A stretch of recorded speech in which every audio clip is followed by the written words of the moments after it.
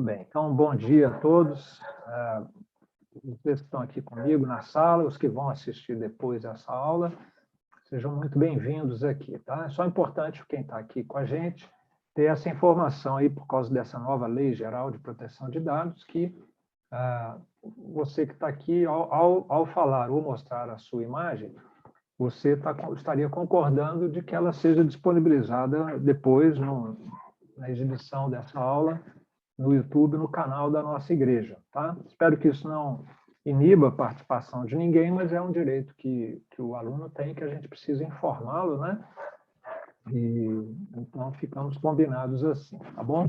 Gostaria muito que vocês participassem, todos vocês, tá? João Paulo, Gustavo, quem mais for chegando, fique à vontade aí, é uma aula, não é uma pregação. O nosso curso aqui é Presbiterianismo Avançado, História, Doutrina e Vida sob a soberania de Deus. Tá? Essa é a característica. E aqui nessa classe, como eu estava explicando há pouco, nós tratamos dos temas que são bem distintivos da fé presbiteriana. Nos caracteriza como presbiterianos. Tá? Essa aula de hoje é um exemplo da semana passada também. E eu peço também que vocês façam uma fotografia desse QR Code, Quick Response Code, né? Para depois fazer uma avaliaçãozinha da aula no final. O link está disponível também. Aliás, o link, esse não está disponível no chat. Se você conseguir colocar para a gente, João Paulo, seria bom também. Tá? Vou colocar então, assim. você pode isso, tanto acessar pelo chat quanto usando a câmera do celular aí. No final eu mostro novamente essa imagem. Tá? O nosso tema aqui hoje, então, é esse.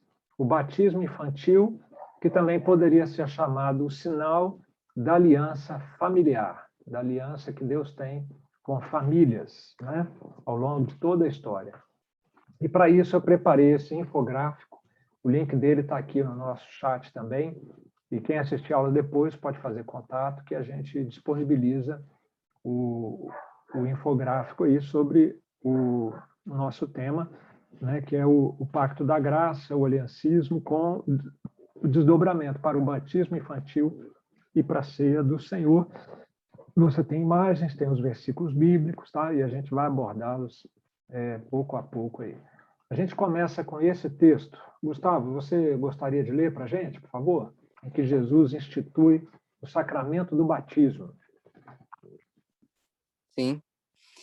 Ide, portanto, fazei discípulos de todas as nações, batizando-os em nome do Pai, e do Filho, e do Espírito Santo, ensinando-os a guardar todas as coisas que vos tenho ordenado. Muito bem, queridos. Então, esse texto ele é muito importante, todos nós sabemos disso, porque ele remete à verdade de que Deus nos criou para sermos o seu povo, para sermos um povo de propriedade exclusiva para adorar a Deus, e enquanto o adoramos, nós nos realizamos e nos alegramos nessa comunhão com Deus que satisfaz a nossa alma, que realmente dá sentido para a nossa vida. Quanto mais o adoramos, mais nos alegramos nele, quanto mais nos alegramos nele, mais Deus é adorado. E toda a obra da redenção visa restaurar a nossa condição de adoradores do nosso Criador. E a marca que deve trazer sobre si todo aquele que é um verdadeiro adorador do nosso Deus é o batismo cristão, feito em nome do Pai, do Filho e do Espírito Santo, que deve ser acompanhado também de conhecimento e discernimento da palavra de Deus. Tá? Muito bem, para a gente dar início aqui a nossa... Então, o texto bíblico ele fala do batismo, né? E esse é o nosso tema aqui, o batismo, especialmente aqui o batismo infantil. E eu queria saber se você, João Paulo, se você, Gustavo, gostariam de ajudar aqui nesse comecinho, elencando, vamos fazer uma listinha aqui dos problemas que existem com relação ao batismo infantil. Quais são as dificuldades, as dúvidas que geralmente as pessoas têm em relação ao batismo infantil? Isso aqui é uma hora para a gente realmente levantar os problemas, depois a gente pensa em resolvê-los. Isso, fala aí, João Paulo. Eu vejo que as pessoas têm uma certa dificuldade com batismo infantil, por a criança não ter consciência da decisão, por a criança não ter exatamente ter a consciência de ter tomado a decisão por Cristo, né, pela salvação. Eu identifico esse um problema que para mim, já tenho bem resolvido. Ótimo. E ainda tem um versículo na Bíblia que fala, né, aquele que crer e for batizado será salvo, que associa, então, a fé com o batismo. Né? Então, é uma dúvida legítima, né? Um questionamento legítimo que é feito e que precisa, então, da gente estudá-lo. É para isso que nós estamos aqui. Gustavo, quer levantar mais alguma situação? Eu gostaria, né? Diga. Que assim, para muitos pode ser um problema de lógica, né? Já que uma vez você me explicou em um discipulado que o batismo infantil, ele, como é que se diz?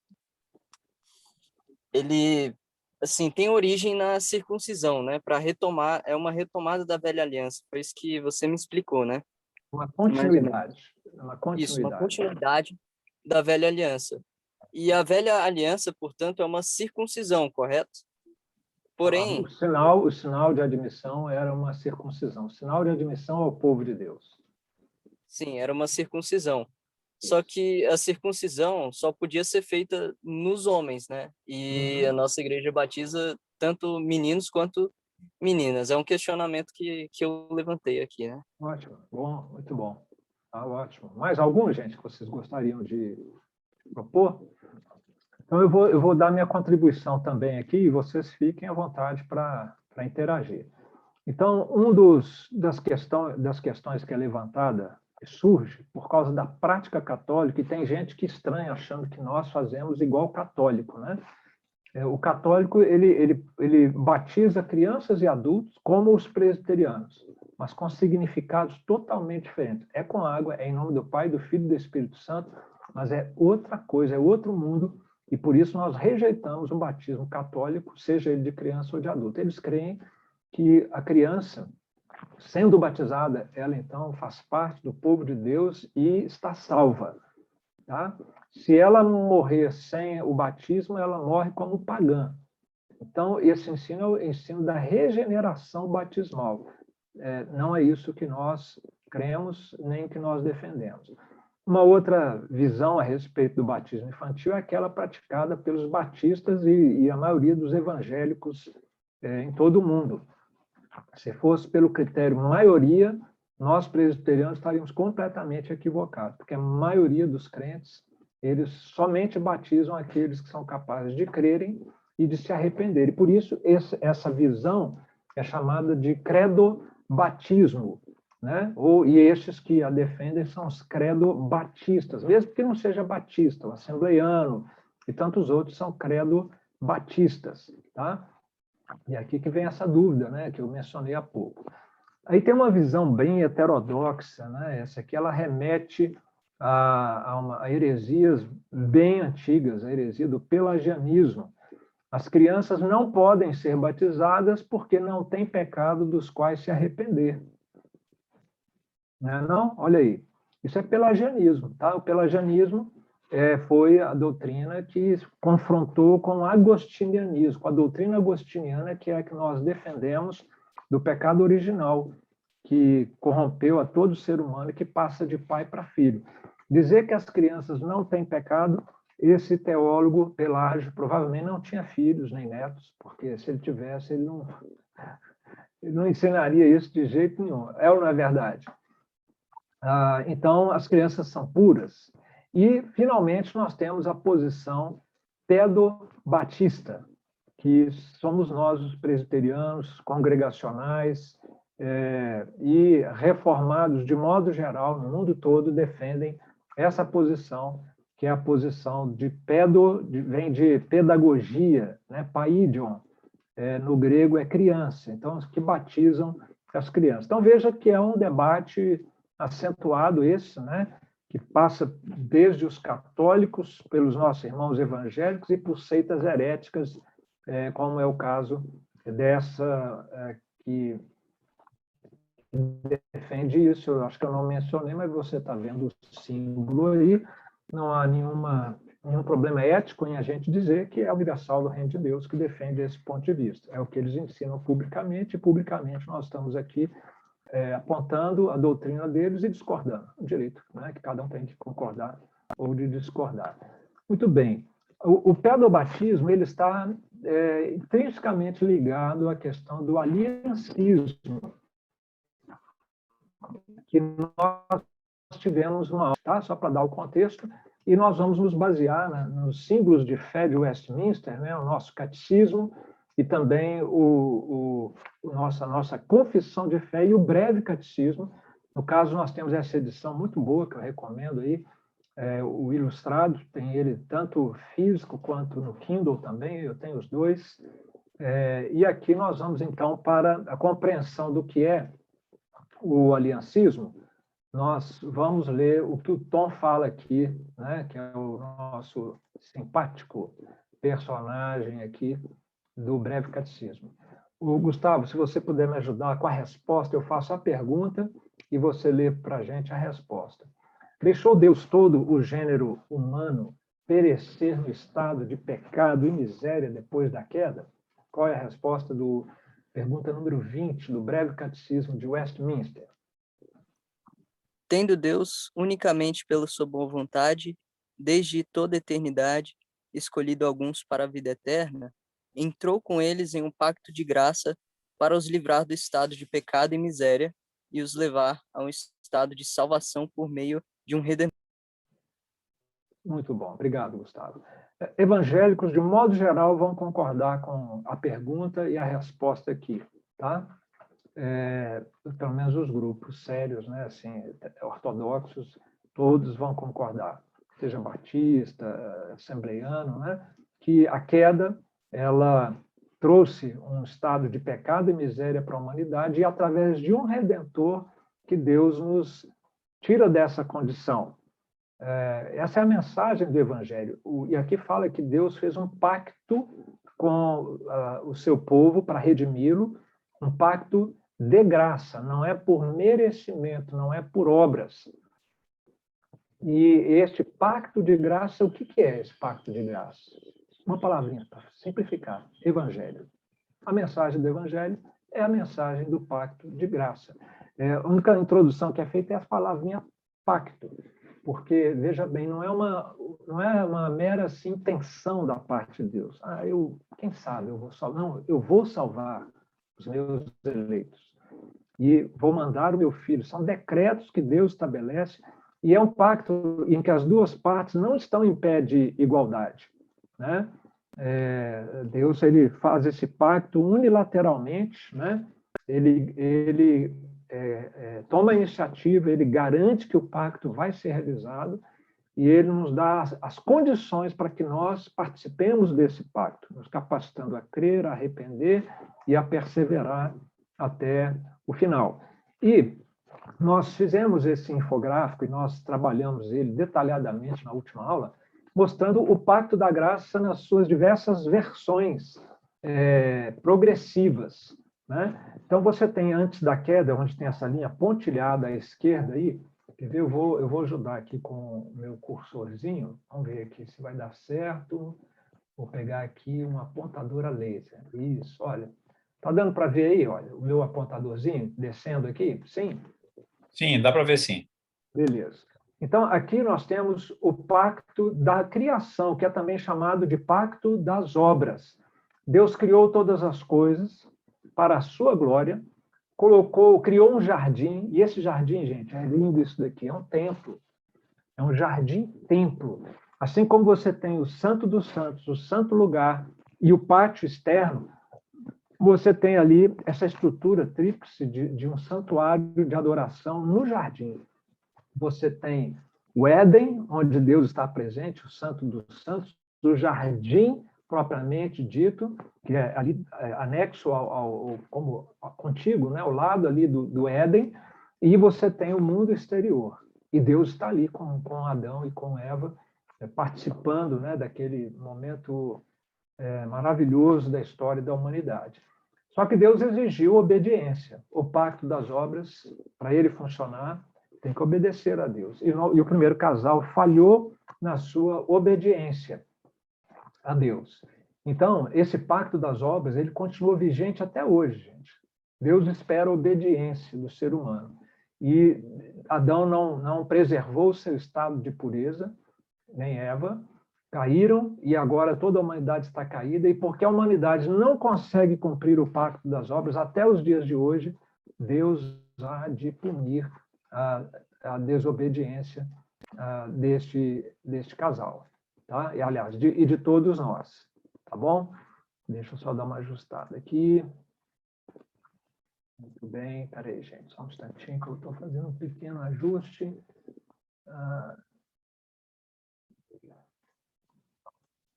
Continuando aqui, gente, então agora você tem, desde então, o pacto da graça.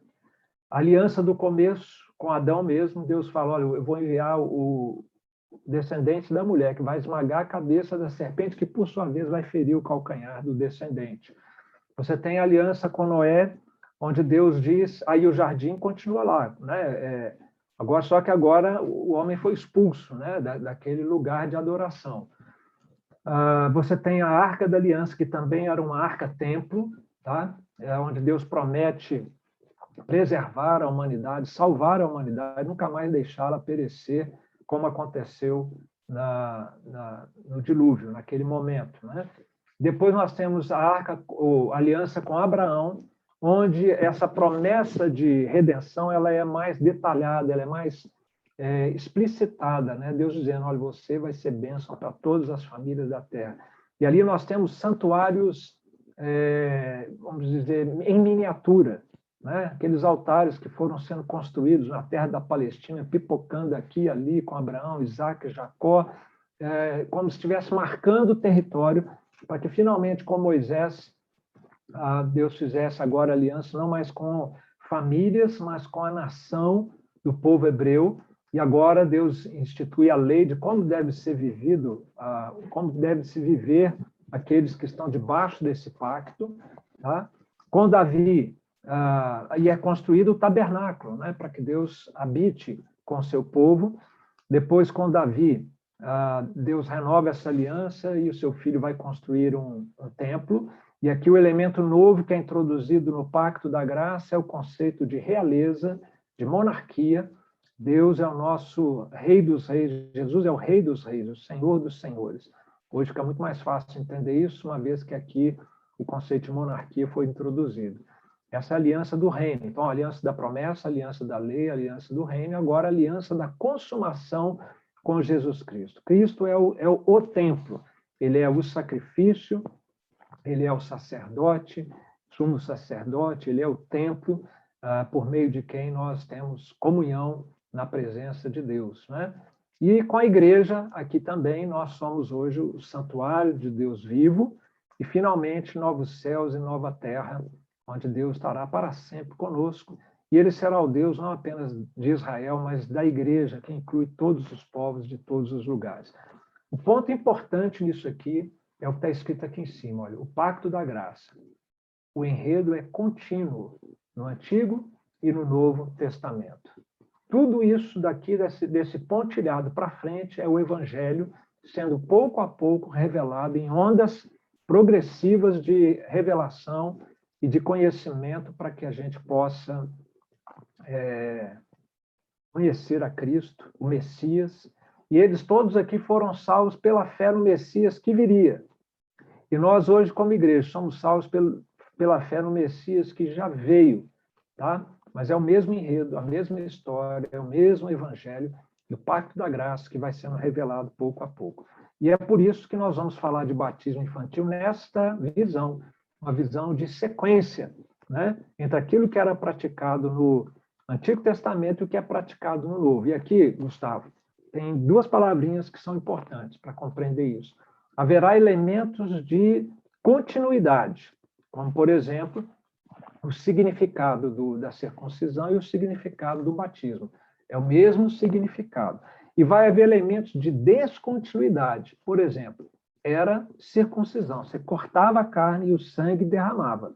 Agora não vai ter mais corte de carne, é água, porque o sangue que precisava ser derramado para o qual aquele derramamento da circuncisão apontava é Cristo.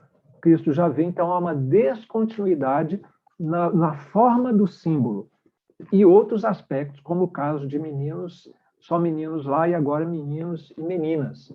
Uma das respostas, já te adiantando, é porque no Pacto da Graça, quando Cristo vem, vai haver elementos de continuidade, sim, e outros de descontinuidade.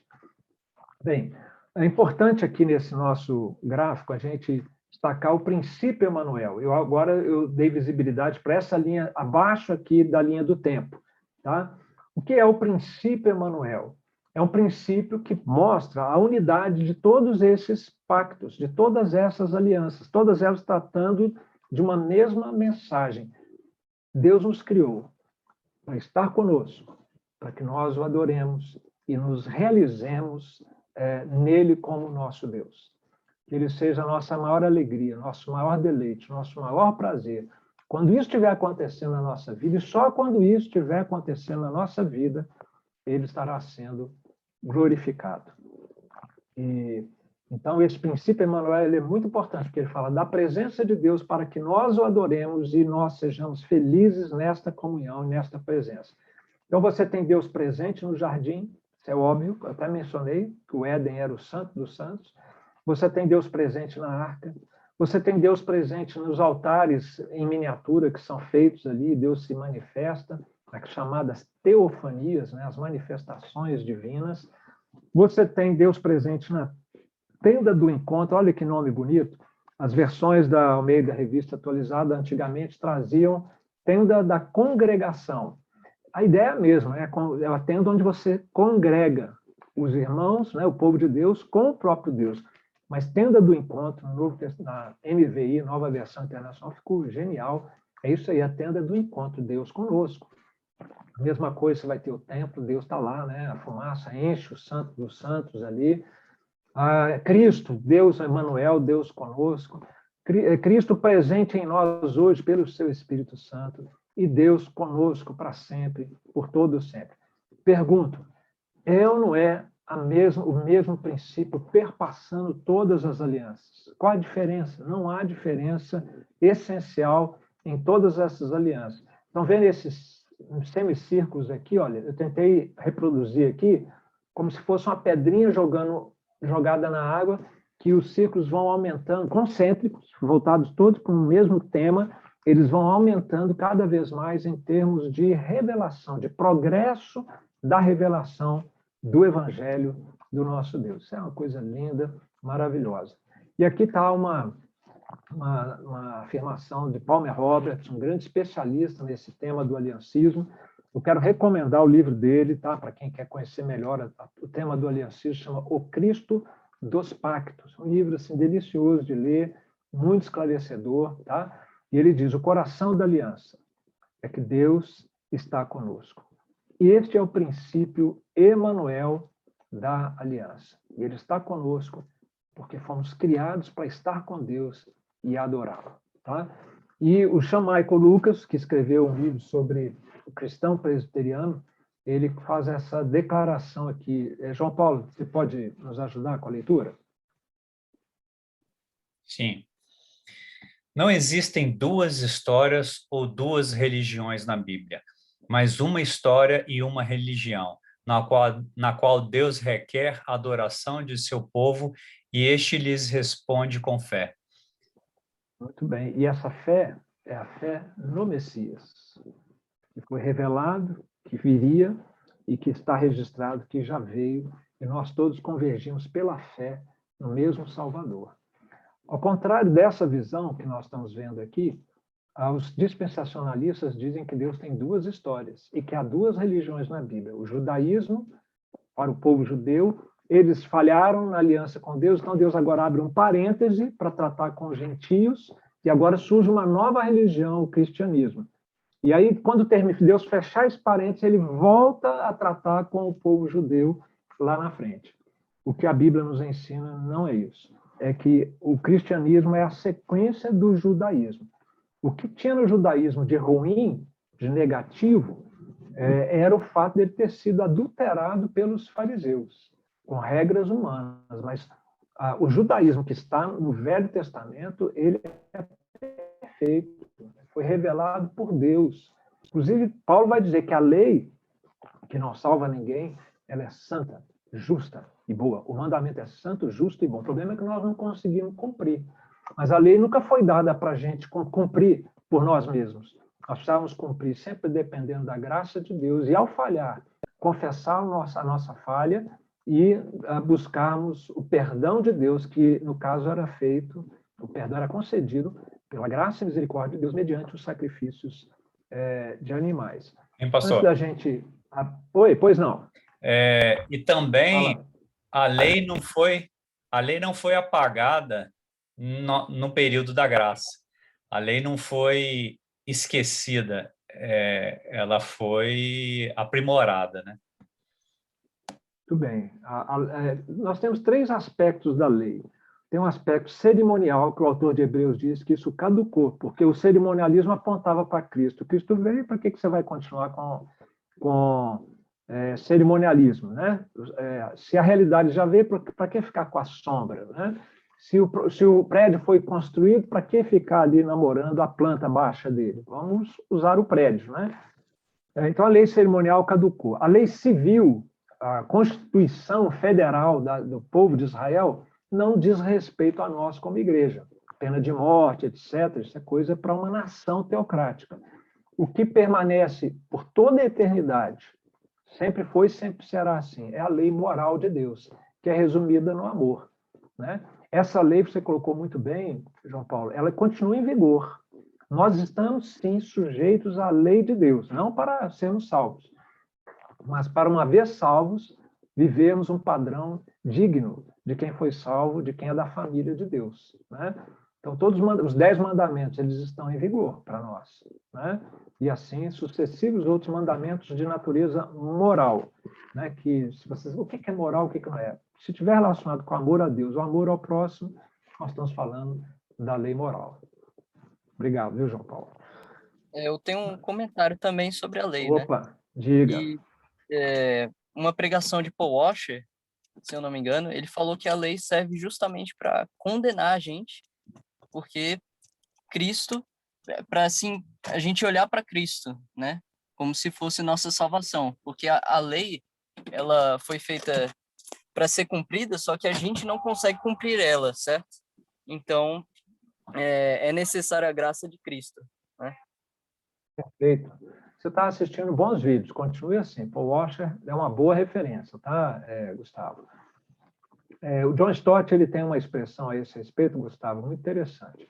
Ele diz o seguinte: a lei foi nos dada para nos levar a Cristo. Exatamente por isso. A lei é boa, é isso mesmo. Quem cumpre a lei vive bem, vive em harmonia, mas nós não conseguimos. Então, a lei nos leva a um beco sem saída, de frustração. Eu sei que a lei é boa, mas eu não consigo cumpri-la porque existe um mal aqui dentro de mim. Alguém pode me ajudar? Cristo pode te ajudar. Ah, então eu vou a Cristo. Então, a lei é aquele aio, aquele pedagogo que nos leva até Jesus. E quando nós chegamos lá, Jesus, então, nos transforma, faz de nós novas criaturas, nos dá o Espírito Santo, nos capacita agora a cumprir a lei, e aí ele sabe o que Jesus diz? Então, vai lá agora e volta para a lei e vai viver de acordo com a lei moral, não a lei cerimonial. Não como um legalismo, querendo o meu favor, porque eu já te dei o meu favor sem você merecer. Agora é para me agradar e você ter uma vida plena, uma vida abundante. Cumpra a lei. Tá? Ótimo, Gustavo. Muito bom. Aqui nós temos uma passagem bíblica importante, tá? Sobre a circuncisão, quando ela se deu na vida de Abraão, que foi, né, o primeiro a ser circuncidado de todos nós. Por isso ele é o pai da fé também. Gustavo, me ajuda aí mais uma vez. Sim. E recebeu o sinal da circuncisão como selo da justiça da fé que teve quando ainda incircunciso, para vir a ser o pai de todos os que creem, embora não circuncidados, a fim de que lhes fosse imputada a justiça. Romanos 4:11. Muito bem. O sinal da circuncisão é um selo, é uma marca que aponta para o quê? Na segunda linha aqui do nosso versículo. Pode me ajudar.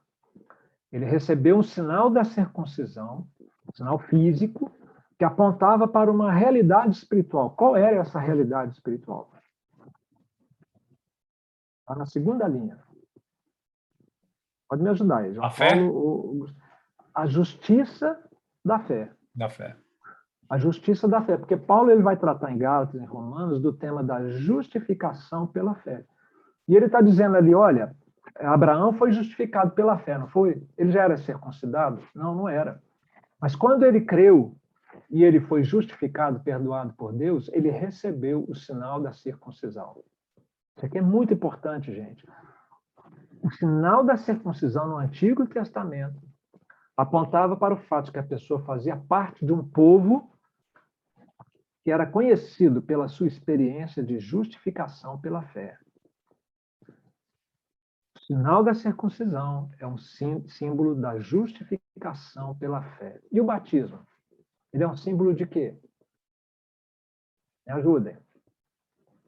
O batismo com água, ele é um símbolo de quê? Isso é muito importante aqui agora, uma conclusão importantíssima. E é fácil a resposta, é óbvia. Não é da mesma coisa, gente? Quando você é perdoado por Deus, você, usando um termo contemporâneo, você aceita Cristo, né? É um termo meio fraquinho esse, mas você faz uma aliança com Jesus, ele se torna o seu redentor, pela fé no sacrifício de Cristo, você é justificado pela fé. O texto bíblico está dizendo que no Antigo Testamento o sinal da salvação era a circuncisão, e no Novo Testamento é o batismo com água. Vamos fazer um pouquinho de lógica aqui agora, olha. Se A é igual a B e B é igual a C, então A é igual a C. Não é não? Se o sinal da circuncisão é indicativo de salvação pela fé, e a salvação pela fé é indicada pelo batismo com água no Novo Testamento, então o batismo com água no Novo Testamento equivale à circuncisão no Antigo Testamento. Não são os presbiterianos calvinistas que estão dizendo isso, é o apóstolo Paulo. Nós só estamos reproduzindo o ensino de Paulo. E o texto continua dizendo, para vir a ser o Pai de todos os que creem. Todos os que creem, que são justificados pela fé, tá?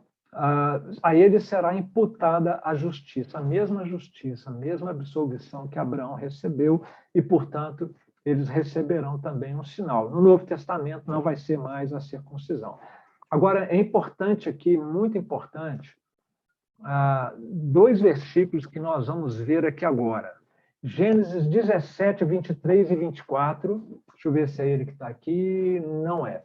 Então, eu preciso que vocês me ajudem. O Gustavo lê Gênesis 17, 23 e 24 e o João Paulo Gênesis 21, 4 e 5, por favor.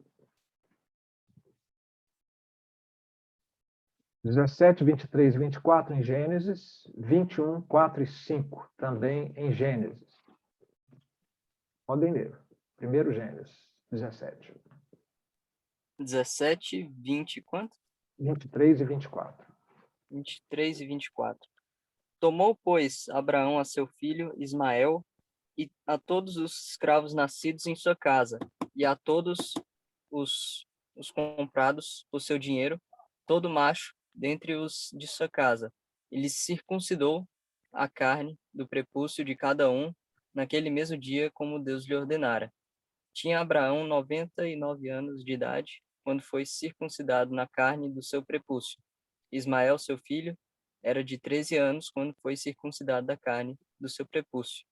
Abraão esteve... Oi. Até o 24. Ah. Fechou? Fechou. Concluiu, né? Beleza. Então, olha só, pergunta. Quantos anos tinha Abraão quando ele creu, foi salvo e, consequentemente, foi batizado? Foi circuncidado? Idade? 99, né? 99 anos. Tá?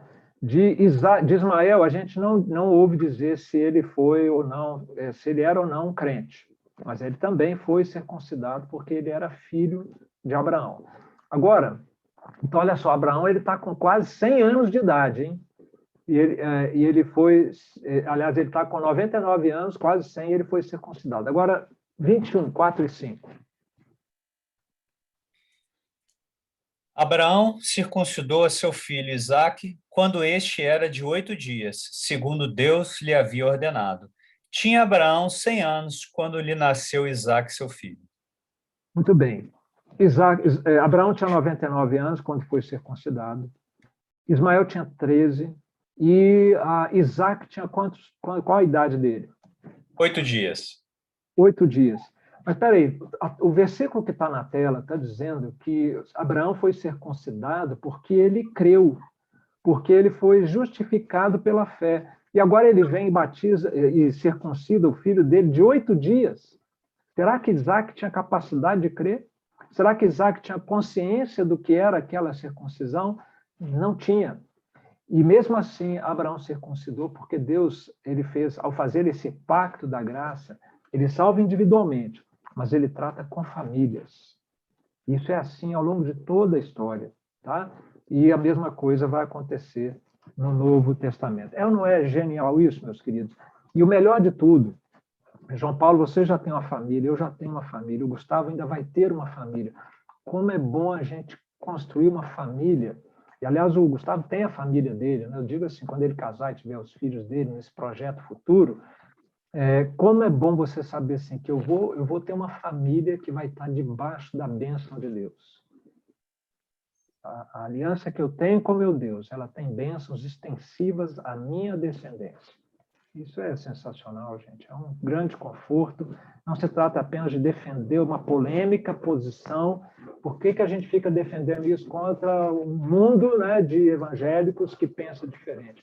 Porque é isso que a Bíblia está ensinando. Não é fácil, à primeira vista, entender isso. É porque as pessoas muitas vezes não conhecem a palavra de Deus a fundo, né? Gálatas 3, 13 e 14, João Paulo, por favor.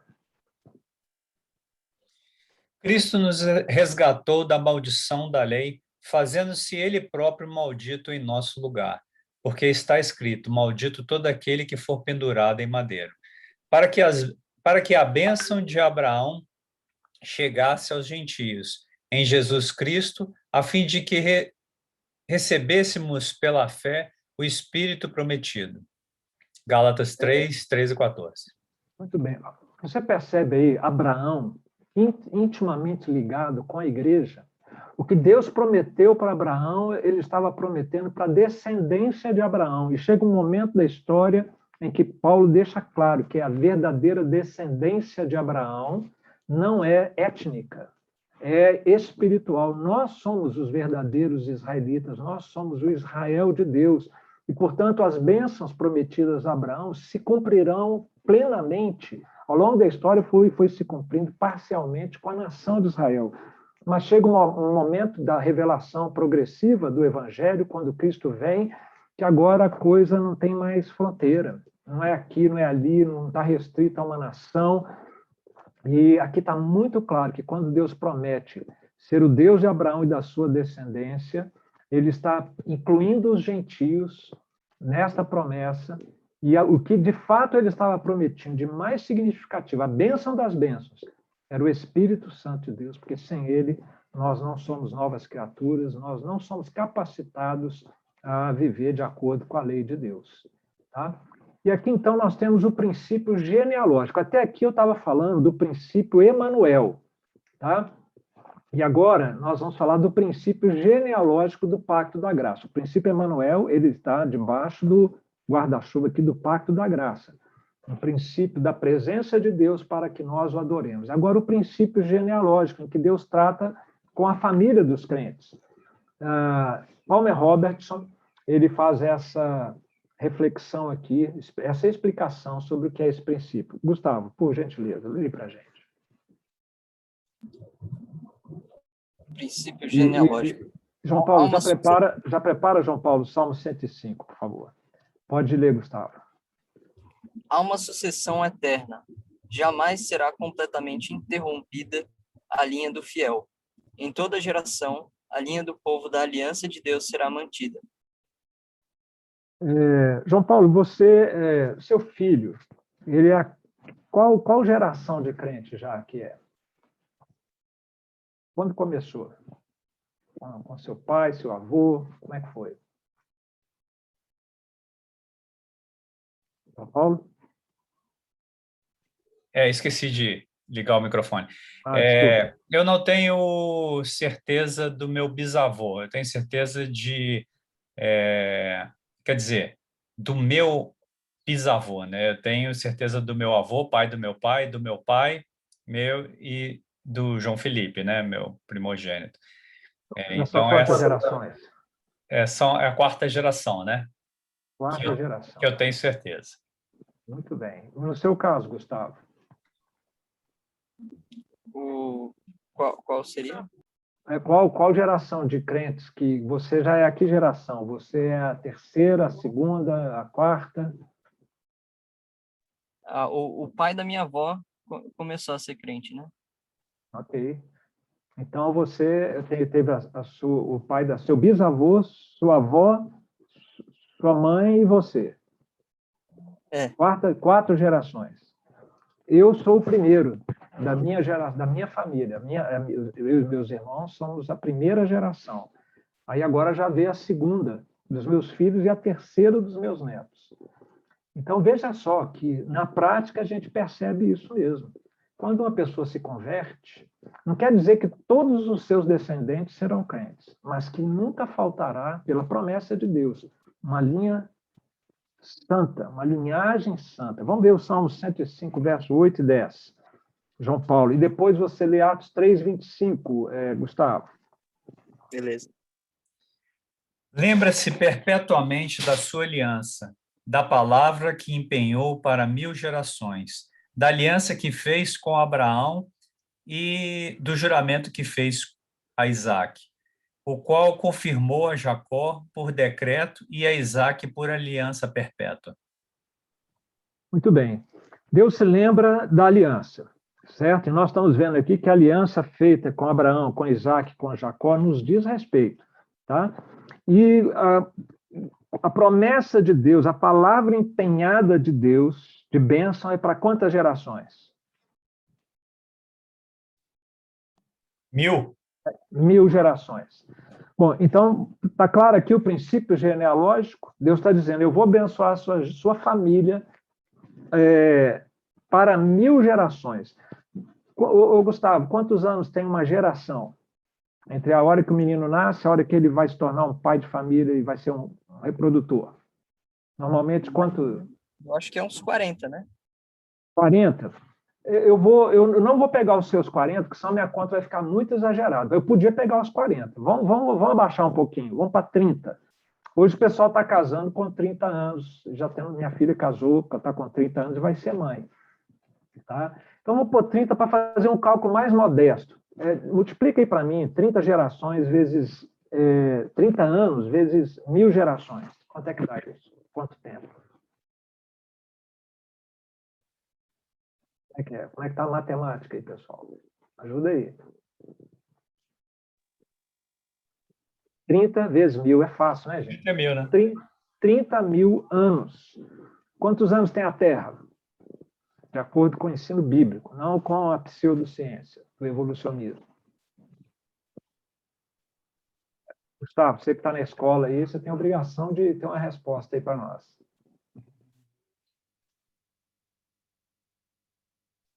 Aproximadamente quantos anos? Existe o mundo. Ajuda aí, João Paulo. Eu tinha esquecido, o TK teve falando sobre isso outro dia, eu já esqueci, mas em torno de 8.000, alguma coisa assim? Em torno de? 8.000, né? Alguma coisa assim? Tá bom, tá bom. 6.000, 8.000, 10.000. 10.000, as estimativas bíblicas dificilmente passam disso. Então, Deus está prometendo que vai abençoar a nossa descendência por mais tempo que existe o mundo. É isso mesmo? O mundo tem 10.000 anos no máximo e está falando que ele vai nos abençoar por 30.000 anos. É isso. É a promessa superlativa, graciosa de Deus, de que, olha, enquanto houver mundo, sua família vai ser abençoada por causa desse princípio genealógico. E a palavra de Deus diz que que está presente no pacto da graça de Deus. Atos 3, 25. Manda ver aí para nós, Gustavo. Tem que me ajudar, tá bom, gente? Por isso que eu fico dando trabalho para vocês. Vamos lá.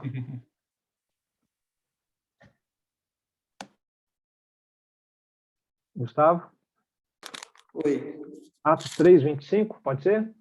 pode. Vós sois os filhos dos profetas e da aliança que Deus estabeleceu com os vossos pais, dizendo a Abraão: na tua descendência serão abençoadas todas as gerações da terra. Paulo não está presente aqui o princípio genealógico. Deus prometendo a Abraão que na descendência dele, todas as famílias, as nações da terra seriam abençoadas. Tá? Então, nesse ponto, eu estou procurando demonstrar aqui o princípio genealógico. Tá? Agora, eu dei visibilidade aqui no nosso infográfico sobre o Pacto da Graça, desse princípio genealógico, de que tanto maldição quanto bênção passa de geração para geração. Não uma maldição hereditária, tá? Assim, um pecado específico, mas a natureza pecaminosa. Vamos dar uma passada nesses versículos aqui, que isso é muito importante. Vamos lá. Nós vamos fazer assim, ó, eu leio primeiro o João Paulo II e o Gustavo III, são 6 versículos, e assim sucessivamente. Então, eu vou começar com Romanos 5,12. João Paulo já prepara o dele ali, e o Gustavo também. Romanos 5,12, eu coloquei aqui debaixo ali do Éden, né, porque acontece a queda. Portanto, assim como por um só homem entrou o pecado no mundo e pelo pecado a morte, assim também a morte passou a todos os homens, porque todos pecaram. Então, veja aqui o pecado original sendo transmitido hereditariamente, vamos dizer assim, né, de pai para filho. Agora, o princípio genealógico a partir de Noé, Gênesis 9:9. Eis que estabeleço a minha aliança convosco e com a vossa descendência.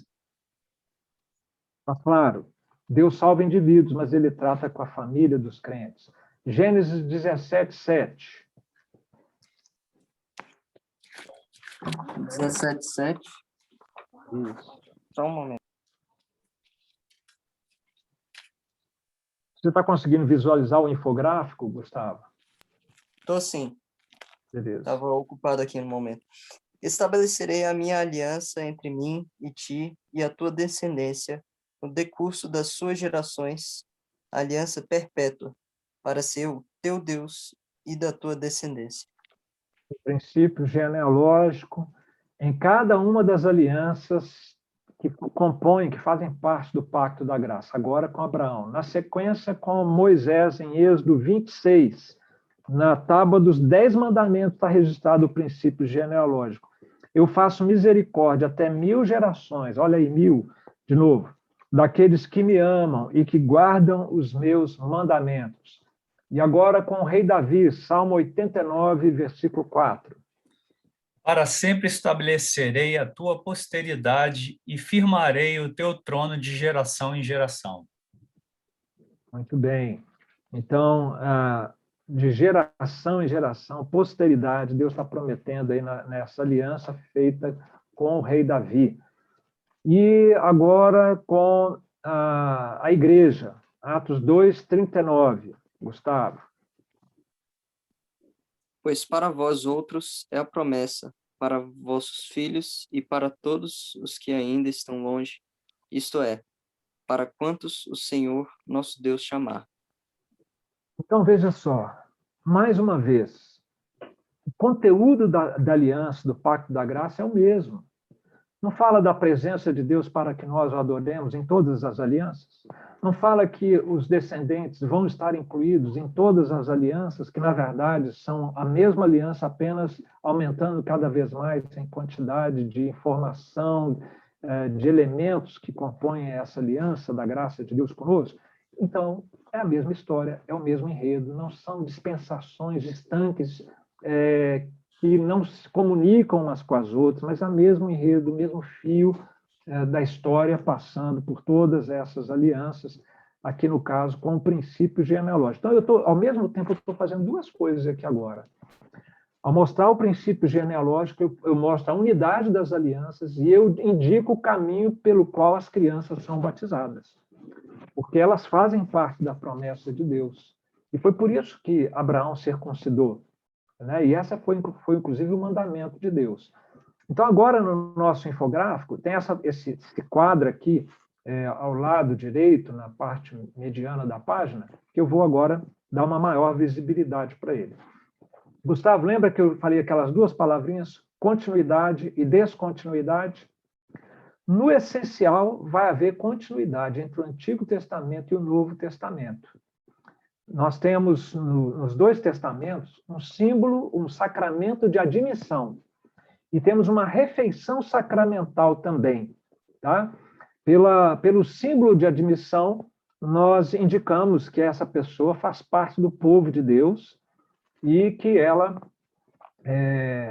fazendo parte do povo de Deus, ela manifesta fé no Deus da aliança e na promessa de redenção e de perdão de pecados. Farão parte, então, deste povo aqueles que assim forem circuncidados. E haverá derramamento de sangue. Da mesma maneira, no Novo Testamento, aqueles que tiverem fé no Deus da aliança e crerem no seu Redentor, que derramou o seu sangue, também serão admitidos por meio de um sinal. Mas esse sinal não vai ser com sangue mais. Aí que está a descontinuidade na forma. Por que ele não vai ser mais com derramamento de sangue? Porque todo o sangue derramado ao longo da história foi para apontar para o sangue puro e sem mácula de Cristo. Uma vez que esse sangue caiu na terra, não há mais por que continuar derramando sangue.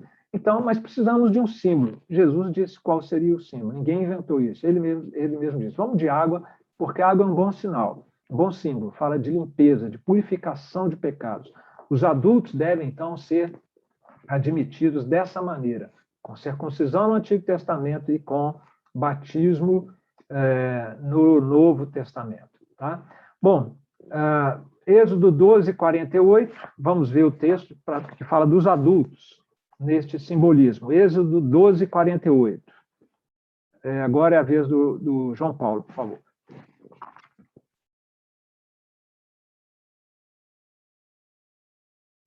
Só um instante. Gustavo, Marcos 16, 16. 48. Porém, se algum estrangeiro se hospedar contigo e quiser celebrar a Páscoa do Senhor, seja-lhe circuncidado todo macho, e então se chegará e a observará, e será como o natural da terra, mas nenhum incircunciso comerá dela. O texto fala da Páscoa, nós estamos na Páscoa, e ele fala da realidade em que no povo de Deus todo mundo já foi circuncidado. Então, quando chegar um estrangeiro, o que faz com esse estrangeiro se ele se converter e quiser participar da Páscoa? Ele tem que ser circuncidado. Vocês dois aqui, você foi batizado na infância, Gustavo? Sim. Você também, né, João Paulo? Fui também. Eu não, eu sou como estrangeiro. Eu cheguei aqui aos 14 anos de idade. Aliás, gente, meu aniversário foi anteontem, e no dia do meu aniversário eu me converti aos 14 anos de idade. Então, de idade mesmo, né? Minha idade real é só 45 anos. Tem 45 anos que eu fui alcançado por Jesus no dia do meu aniversário. Então, eu sou esse estrangeiro que cheguei depois, cheguei, vamos dizer, tardiamente. Agora, como é que eu faço para eu participar da igreja? Não, você tem que ser batizado. Mas e as crianças?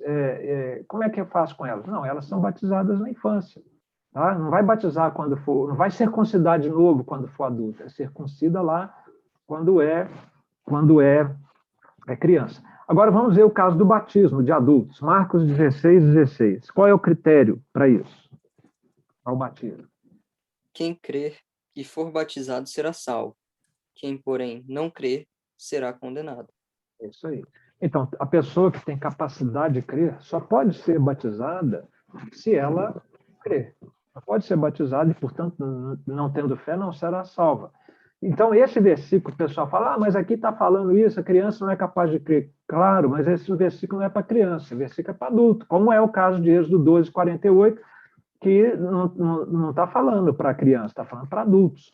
Vamos ver o que fala para crianças? Levíticos 12, 13, 12, 3, João Paulo e Atos 16, 31 e 33. Gustavo.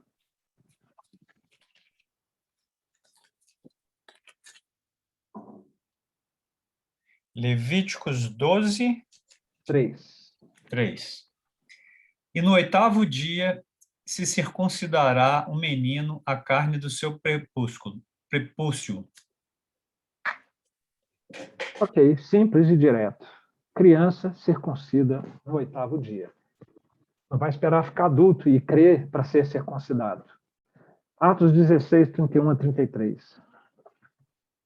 Responderam-lhe: crê no Senhor Jesus e serás salvo, tu e tua casa. E lhe pregaram a palavra de Deus e a todos os de sua casa. Naquela mesma hora da noite, cuidando deles, lavou-lhes os vergões dos açoites. A seguir foi ele batizado e todos os seus. Muito bem. Olha, gente, nós estamos falando de judeus aqui. Isso aqui são judeus, tá? A cultura judaica aqui, né? Está falando tua casa, sua casa, todos os seus.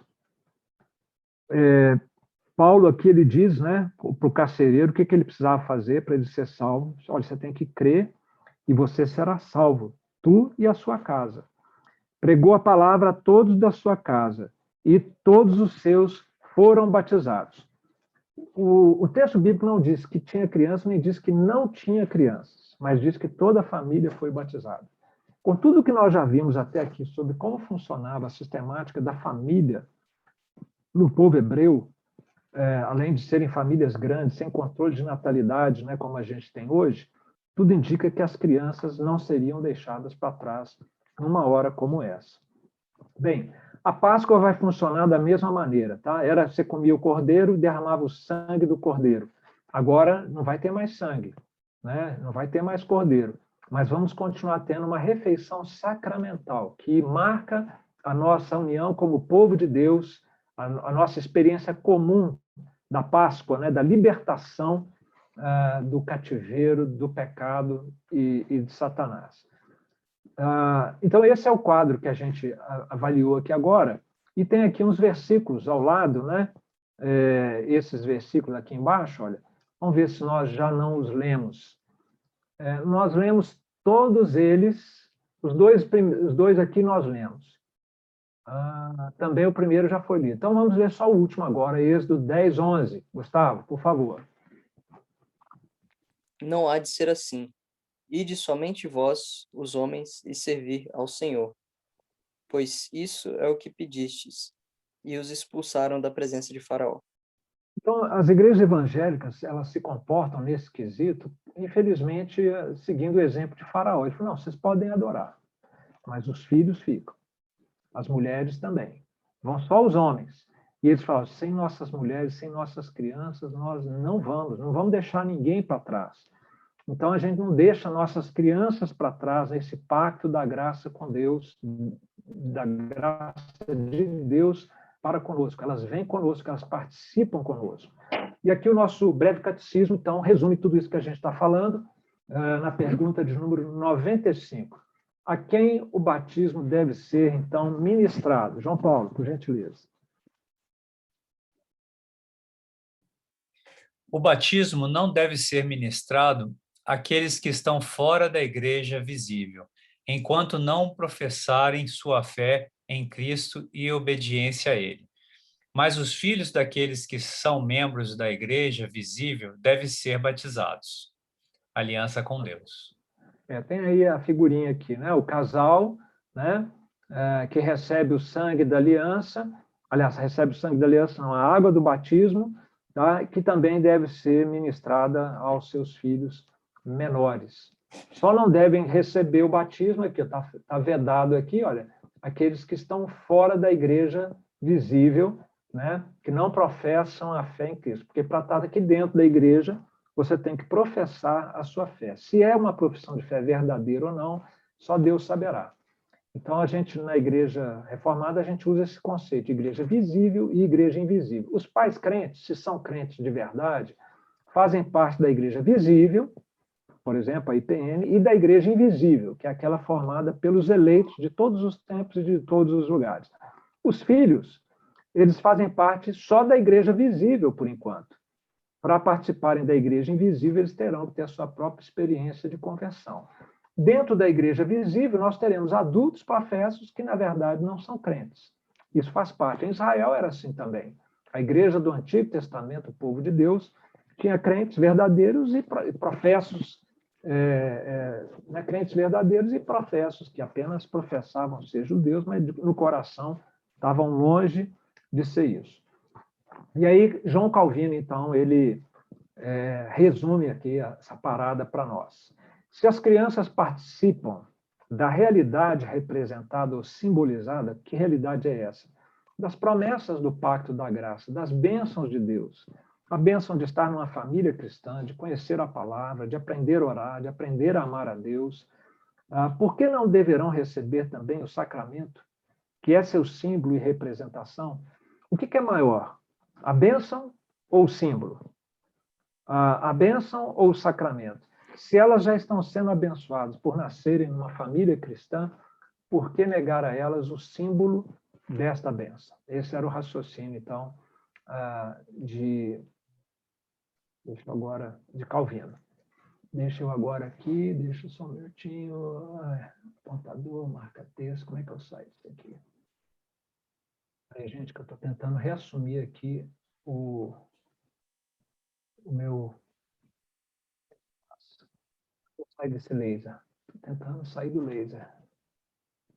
Sair. Eu tinha que apertar a tecla Escape. Muito bem, gente. Agora eu vou para os finalmente, porque o meu tempo está acabando, não está, João Paulo? Não, pastor, só tem todo o tempo. Não diga isso, senão a gente não almoça aqui.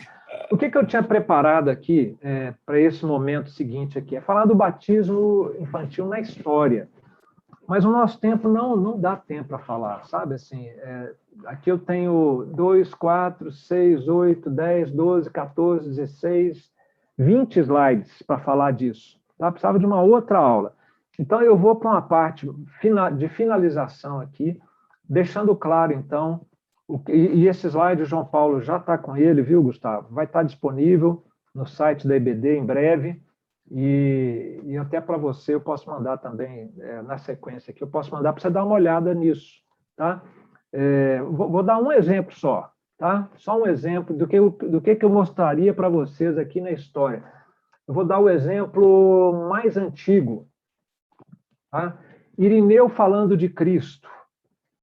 Irineu, para vocês terem uma ideia, ele nasceu no ano 130, morreu no ano 202. Então, segundo século, já ali coladinho com João, apóstolo João deve ter morrido ali por volta do ano 90, uma geração depois da primeira geração de crentes. Ele, falando de Cristo, diz, ele veio salvar por meio de si próprio todos os que por meio dele nascem de novo para Deus, crianças e criancinhas, e meninos e jovens e idosos.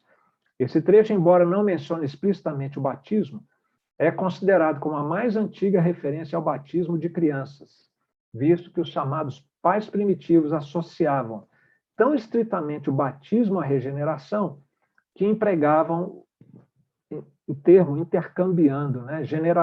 Regeneração em lugar de batismo. Isso aqui está no livro do Berkhoff, Teologia Sistemática. Vou mostrar mais um aqui para vocês também, de Orígenes. Orígenes nasceu no ano 185, morreu em 253. Orígenes descreve o batismo como uma tradição dos apóstolos, diz ele, pois isto havia também que a igreja tinha dos apóstolos uma tradição ou ordem de dar o batismo até mesmo às crianças. O Concílio de Cartago, 253, toma o batismo de crianças como certo e simplesmente discute a questão sobre se elas deveriam ser batizadas antes dos 8 dias de idade. Tinha gente que era tão fervoroso que queria batizar antes de 8 dias. Só isso que eles discutiram. Então, veja que o batismo infantil não é invenção dos presbiterianos recentes. Aliás, quem começou a questionar o batismo infantil foram os anabatistas, um grupo da Reforma Protestante, tá? Um grupo bem radical, inclusive eles fizeram um motim na Alemanha, em Münster. Nós vamos aqui criar um novo estado dentro da Alemanha, na cidade de Münster, vai chamar Nova Sião, e aqui nós vamos estabelecer um país reformado. E eles foram massacrados pelo exército alemão quando isso aconteceu. Então, eu não tenho mais tempo para ir para os outros slides, fica aí de para casa para vocês verem. Vamos fechando, então, a nossa aula. O batismo é a circuncisão cristã. a circuncisão de Cristo. Sabia que tem esse termo na Bíblia? Circuncisão cristã? Ou circuncisão de Cristo, fazendo equivalente ao batismo?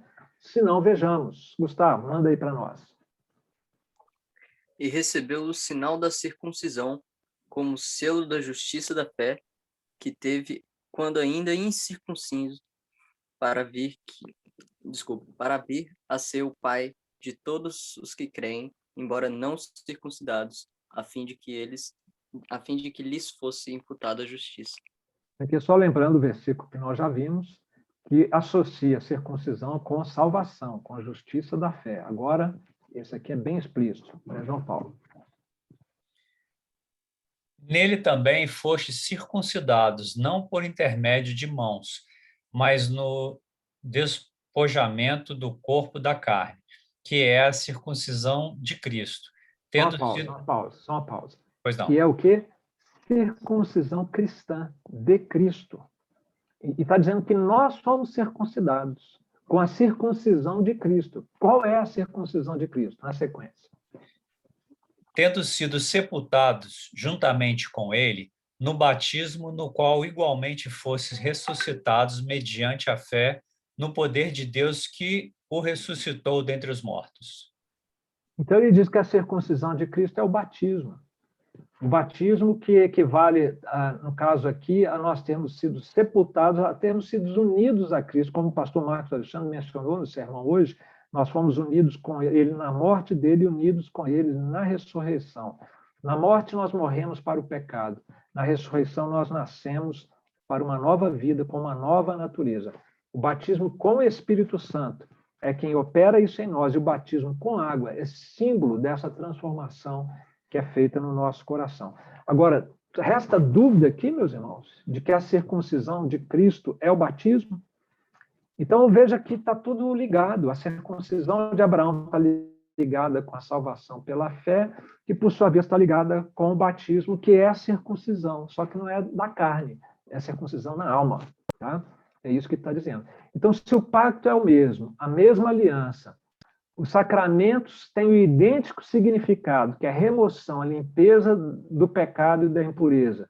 Se muda apenas o cerimonial. Se as crianças no Antigo Testamento não eram excluídas, então, para excluí-las agora dessa nova circuncisão, teria que ter uma ordem clara, porque o cristianismo dá sequência ao judaísmo, começa ali com o povo hebreu, o povo judeu. Então, Jesus tinha que falar, opa, para tudo, que agora mudou. Agora nós vamos mudar. As crianças não vão participar, não. Esse é um choque cultural, né, e teológico, essa exclusão, né, das crianças. E por que as meninas antes não eram circuncidadas? Essa é fácil responder, né? Porque você não vai circuncidar o que não tem para ser circuncidado, né? Então, elas não eram circuncidadas, elas eram incluídas na cultura paternalista, né? Paternalista não, patriarcal, melhor dizendo, do povo hebreu. As mulheres eram contadas a partir dos homens, mulheres e crianças. Se contou o homem, o censo marcava só os homens, não contava mulheres e crianças. As crianças, as mulheres, elas eram incluídas na contagem a partir do macho. Agora, no Novo Testamento, como eu disse, há descontinuidade. Qual é a descontinuidade? Jesus chega e fala, olha, agora em Cristo, Paulo vai dizer isso, não tem mais homem, não tem mulher, não tem grego, não tem gentio, não tem escravo, não tem livre, somos um em Cristo. Nesse status novo, então, em Cristo, as mulheres também são incluídas no batismo. Nossa aplicação final aqui, gente, bênçãos do batismo infantil. É isso que eu queria colocar aqui para vocês. Qual a diferença que faz o batismo infantil para a igreja? Olha, uma vez um jovem me disse o seguinte, eu não quero ter filhos, porque ter filhos é uma covardia, colocar filhos nesse mundo mau em que nós vivemos. Olha, ele não entendeu o pacto da graça, nem o princípio genealógico. Se o meu filho, meu neto, vai sofrer, talvez ser morto aqui por causa da sua fé em Cristo, glória a Deus por isso. É um privilégio sofrer por causa de Cristo, e o sofrimento que ele tiver aqui não se compara com a glória que ele vai desfrutar, com as maravilhas que ele vai desfrutar na eternidade. Então, é uma bênção ter filhos nesse contexto. A gente não precisa ter medo de ter filhos. É um lugar seguro a igreja para criar os filhos, onde as crianças batizadas fazem parte da igreja, são membros da igreja, não comungantes, mas são membros. E para a igreja é uma bênção também renovar esse compromisso. Quando ela tem uma criança lá sendo batizada, a igreja é chamada a atenção. Opa, eu tenho uma responsabilidade com essa criança, de ser bênção para ela e de ajudar essa família. Para os pais, é uma bênção. Também você é um ato de culto. Cultuar a Deus é bênção para nós. Então você está ali falando, está aqui, Senhor, olha, o filho que o Senhor me deu, eu o entrego e consagro ao Senhor. Os pagãos faziam isso assassinando seus filhos. Nós fazemos isso oferecendo àquele que é o autor e doador da vida, né? E os pais cultuam a Deus dessa maneira e eles recebem o conforto da promessa de Deus de que ali entre os seus filhos estarão herdeiros, quando vierem a crer, herdarão também a mesma salvação. Também é uma oportunidade para os pais ali se responsabilizarem na criação dos seus filhos, na disciplina e na admoestação do Senhor. Mas também para as crianças, é uma bênção o batismo infantil, vai além do dia do batismo. Essas bênçãos vão acompanhá-la durante toda a sua vida. Eu perguntei para vocês dois, vocês foram batizados na infância? Vocês carregaram essa marca a vida toda, até o dia em que vocês fizeram a profissão de fé.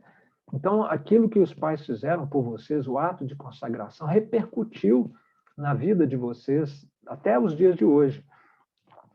No caso, para a criança, então, é uma preparação para a futura profissão de fé dela, e elas vão desfrutar, então, dessas bênçãos de estar numa comunidade cristã, estarem num lar cristão em aliança com o Senhor, da qual elas também fazem parte. Tem um outro detalhe para as crianças. Se elas saírem do caminho, os alertas, as admoestações, vou usar uma palavra bíblica, as maldições do pacto a alcançarão também. A mão de Deus vai pesar muito mais num filho batizado na infância do que num filho lá do incrédulo que nem sabe de Deus. Ele vai aprontar e, de repente, vai dar tudo muito bem para ele. Mas esse aqui, filho do crente, vai penar, porque a mão de Deus vai pesar amorosamente para trazê-lo de volta para essa aliança. Muito bem, gente. Eu creio que aqui nós vamos encerrar. Isso aqui mostra a árvore genealógica de Jonathan Edwards e de Max Jukes. O da direita, um perdido. O da esquerda, um homem em aliança com a sua família, e mostra os frutos abençoados da aliança, de gerações em aliança com Deus, e os frutos podres de pessoas que não amavam a Deus.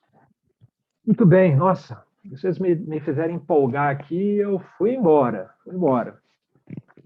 Alguma consideração final, João Paulo, Gustavo? Não, pastor. Vamos embora, né? Almoçar, né?